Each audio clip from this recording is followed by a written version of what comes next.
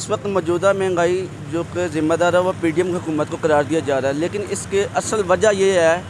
کہ جو بیج بو کے گئے ہیں وہ عمران خان صاحب نے بویا ہوا ہے۔ مجھے یہ بھی یاد ہے کہ میں نے 60 روپے لیٹر بھی پیٹرول ڈلوایا ہے، میں نے 65 روپے لیٹر بھی پیٹرول ڈلوایا، 70 روپے لیٹر بھی ڈلوایا، 150 روپے لیٹر بھی ڈلوایا ہے۔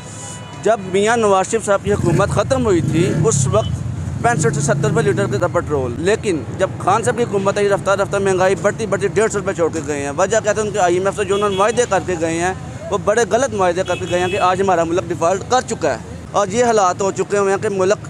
بالکل ہمارا ڈیفالٹ ہو چکا ہوا ہے، غریب غریب تر ہو گیا، امیر امیر تر ہو رہا ہے۔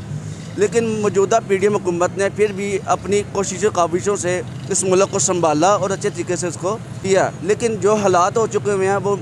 اس کی ذمہ دار P T I Imran Khan صاحب ہیں، کیونکہ انہوں نے مہنگائی کا بیج بو کے گئے ہوئے ہیں۔ اس سے پہلے الحمدللہ جب میں نے آپ کو پہلے بتایا کہ میں نے 60 روپے لیٹر بھی پیٹرول